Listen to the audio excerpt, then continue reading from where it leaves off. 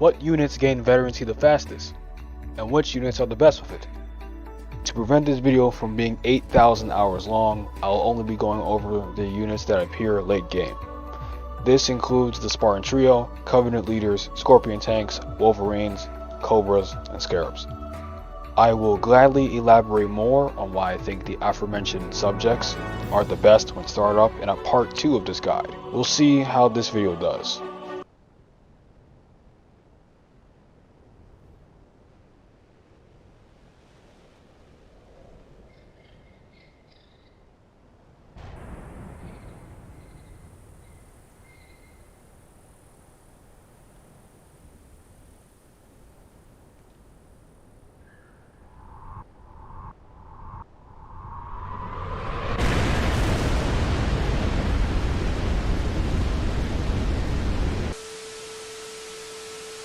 You guys cleansed the hell out of my expectations. As promised, part 2 has been researched. If you have not seen part 1, I highly advise you stop right here. Click on the link which is located in the description, get the context, then come back. Consider this video being the continuation of chapter 5 along with a few things I've overlooked. If anyone is wondering why I'm using the AI gods to talk, is because my voice is killing me. Hopefully it's not too jarring. With the formalities out of the way, let us begin.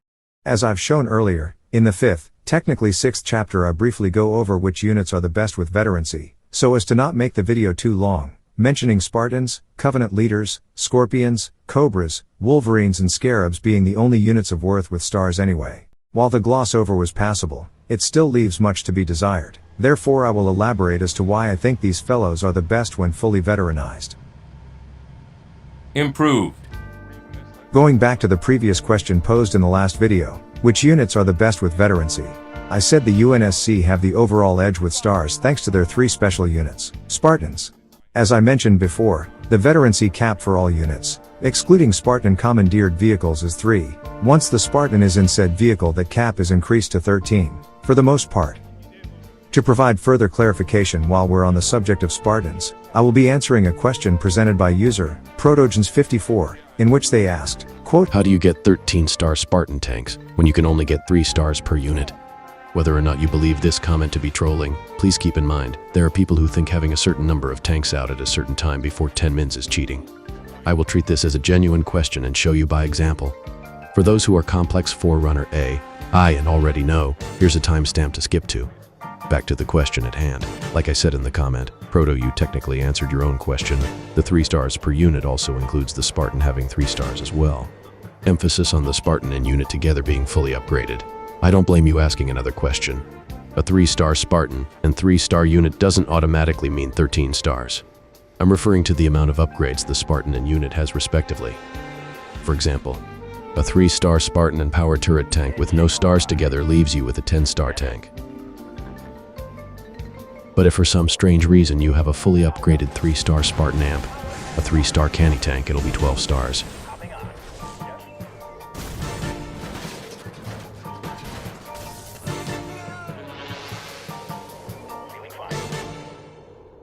Hopefully that clarifies it. Now on to why these units are the best with stars. Spartans. Individually, Spartans aren't exactly like their lower counterparts. It's their synergy with other units that makes them a true menace on the battlefield. Spartans are classified as infantry, making their XP values needed to gain stars much lower than a tank trying to do the same thing. However, considering their special units, it's still a bit higher than Marines. For 1 star, it requires 24 XP, 2 is 60 XP, and so on. If you've ever noticed, whenever you put an unupgraded Spartan in an unupgraded vehicle, you will automatically receive 2 stars showing up on the Spartan icon. The amount of stars will change depending on the current upgrades present on the Spartan and vehicle. For example, researching chain gun while in a Tech 1 tank results in a 3-star Spartan tank, while a Spartan laser and power turret tank combined gives you 7 stars. Keep in mind, once a Spartan takes control of a vehicle, it will level up in accordance to the Spartan's veterancy rate, not the original vehicle, making it the host by definition, since when you select the unit, you hear the Spartan voice line subbing in for the vehicle it happens to be in. The veterancy multiplier stacks like normal until you reach 13 to 14 stars. If you're able to get 3 13-starred units, Menace has been researched. Yes! Yes! Don't get cocky, overwhelming numbers can still mess you up.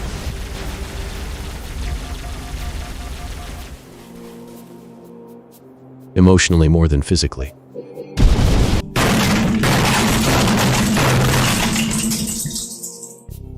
You can only get 14 stars when you upgrade a 13-star power turret tank to a Grizzly and a 13-star Hornet to Hawk, respectively. Grizzly research. What makes the Spartans even deadlier is the fact you can have 3 of them. The units that best go with Spartans when fully veteranized are the Scorpion, Wolverine, and Cobra in that order. So as to not overlook the effort Turnip put in his Halo Wars unit guide, I'll put this in concise words to the best of my ability. Scorpions have very good mobility and damage on their own. Make it a 13-star and having 3 of them will make your opponents want to resign. You'll have the highest chance of getting away should you find yourself in unfavorable conditions while punishing their forces for trying to chase you. Play your cards right and you can spearhead your way out of 1 Vol 2 and in rare cases even 1 Vol 3 scenarios, though this will depend on both you and your adversary's leader composition regardless. Wolverines have great air damage and decent ground capabilities when using volley, not to mention good ground speed. Magnify its power by 3 13 stars and the enemy will be at the bare minimum annoyed when they see it. Your chances of getting away are pretty good. Overwhelming air numbers would find it difficult to surround you, giving you enough time to regroup should trouble find you, whereas ground units might put you in a tough spot. Be mindful and you'll keep the X-Men alive. I personally would say having only 1 Spartan Wolverine is fine and you're better off using the other 2 for tanks and the unit up next. Don't expect to beat armies of opposing tanks with these guys.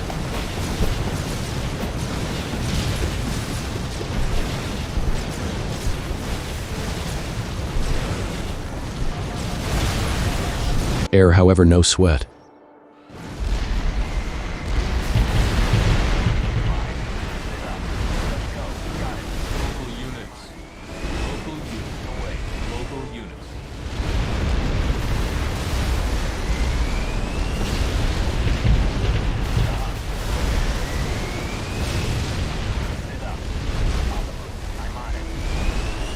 Cobras have very high vehicle damage, especially at 13 stars, but very low mobility and cannot shoot air units, while you may be able to destroy bases faster than tanks.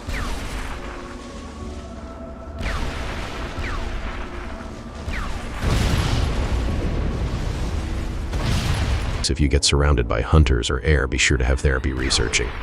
You'll have the lowest chances of getting away considering you have to lock down, thus being stationary to inflict damage, then unlock to move 10 miles per hour away from danger. Pray you have a Covenant teammate with engineers watching over you. Not to mention, while locking down, you give the opponent time within that window to do as they please. Just like the Wolverine, it's good to have 1 and in the case of Cobras, 2 max. Yo, what about the Grizzly and Hawk? Can't forget about the Grizzly and Hawk. The Grizzly on its own is slightly weaker than its power turret brother in terms of damage, referring to its canister shell fire.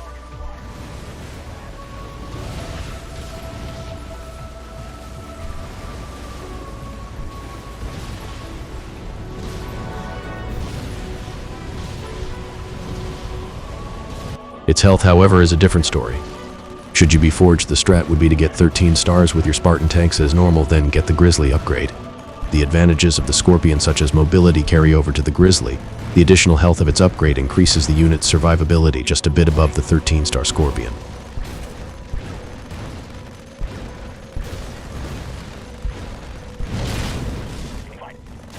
For the Hawk, while its damage is amazing, the reason why I don't mention it is because your 14-star Hawks can be stasised.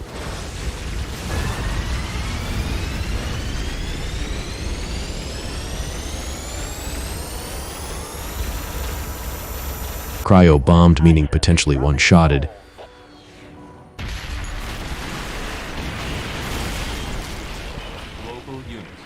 And anti-aired to death.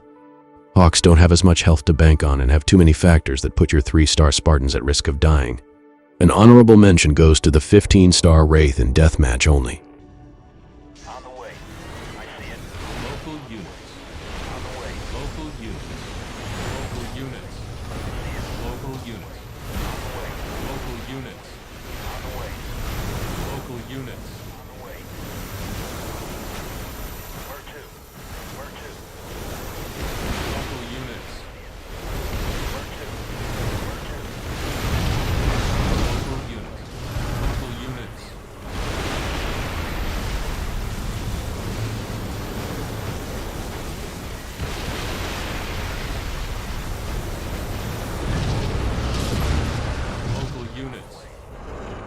That thing scares me. Covenant, for better or worse, aren't like their UNSC counterparts. The only units that can use their stars effectively are the leaders and scarabs, so let's talk about it. The Prophet, Arbiter, and Brute Chieftain are all solid options in their own right, which made deciding on what was the best 3-star unit tough. This section here will be opinionated, so feel free to give your own thoughts as to who you might think the best 3-star Covenant leader is. When it comes to veterancy on Covenant leaders, their effectiveness comes down to 2 variables: 1, the individual player, and 2, the situation the leaders find themselves in. With these 2 variables in mind, I personally think the Prophet is the weakest of the trio. Before Turnip cleanses me down with a 100-star Prophet, let me explain. The Prophet is the weakest of the trio due to him being the easiest 3-star unit to shut down. With 1 vampire using stasis drain and a D-bomb, he's literally out of commission if it happens behind enemy lines. However, should the entire enemy be UNSC, then regret will be all the adversary knows. But the second there's one Covenant, you're treading on thin ice and have to keep a mental note of how far you're willing to risk it. The wishy-washy fluctuation of the Prophet's viability is why I think he's not the best 3-star Covenant unit compared to the other 2, but man, it is very rewarding getting him to 3-star. One advantage I will say is at least he won't get cannied by 13-star tanks. Now to research personal bias.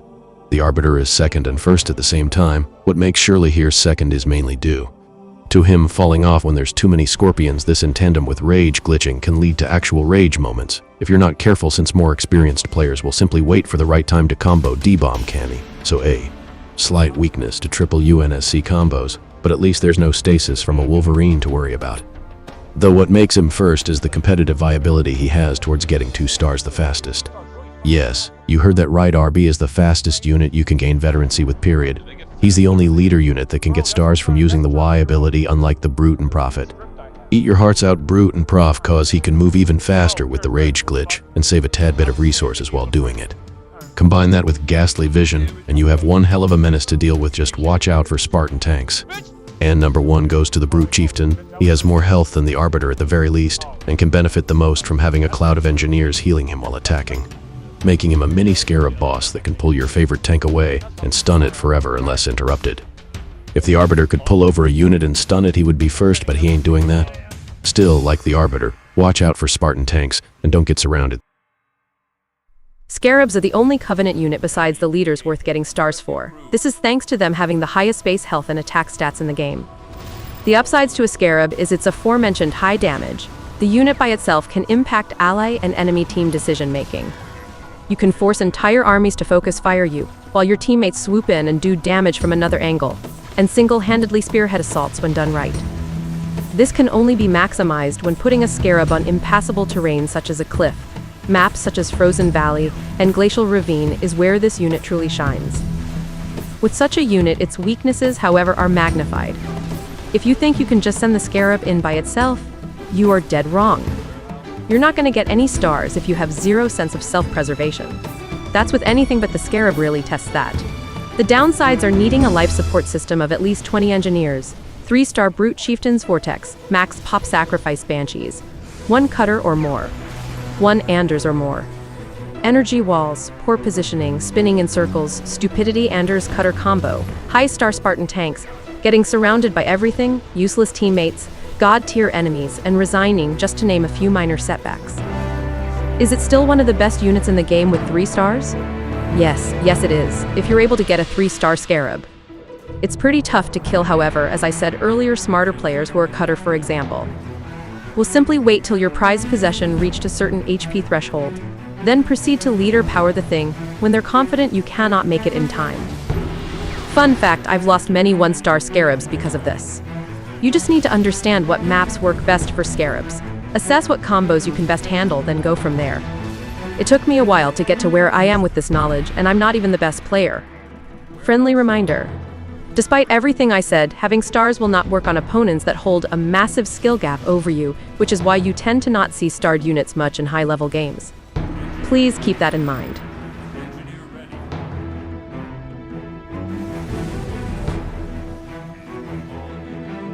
Now onto the questions and what I missed. It's thanks to everyone who watched the video, along with the comment section, that made part 2 possible in the first place. I've been scrolling through the comments and I found a few questions and statements intriguing to put in. Let's get started. First question, what's the deal with 13 stars? I wanted to showcase this earlier but I forgot.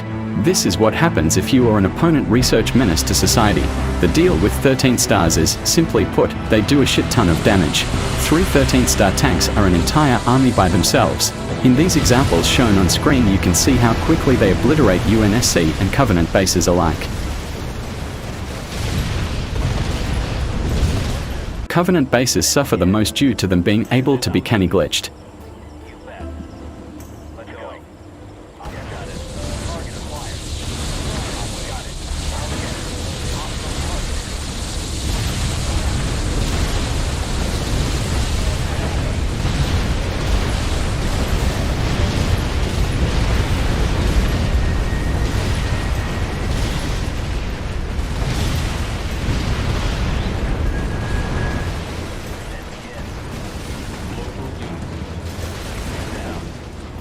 Imagine if these bad boys had an army backing them up. Of course this will vary depending on the units. This is why I said the 13-star tanks are the most effective when fully veteranized.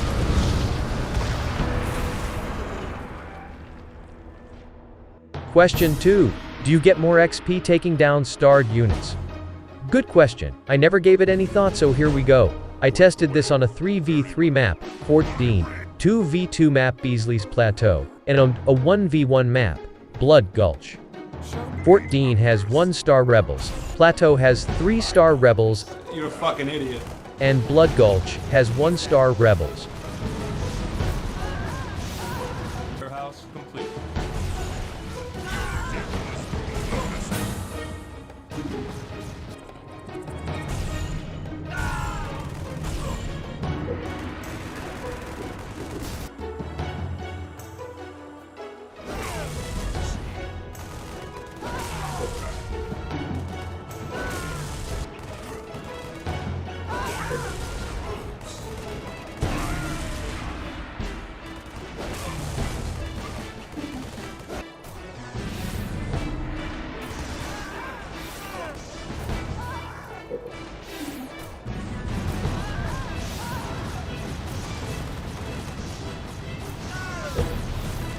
As you see on screen, rebels with no star or 3-star are all worth 4 points. It can be safe to say you do not gain more XP taking down starred units. It would be interesting if this was the case, would make taking down high-starred units more rewarding, but oh well. Question 3. Do Covenant leaders gain veterancy from using their leader powers? While I did answer this earlier in the video, I've got no problem showing this again. In this example, I will use the Prophet on 14. I will cleanse to the best of my ability everything I see. What you see for the Prophet is the same thing for the Brute, hence why I will not be showcasing the Brute.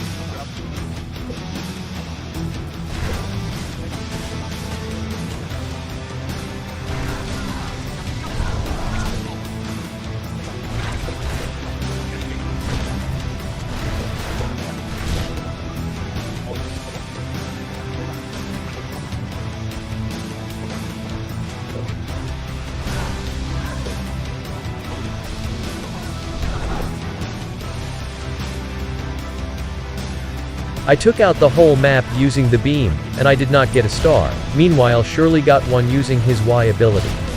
So to answer the question, the Prophet and Brute Chieftain do not gain veterancy with their cleansing beam and vortex respectively.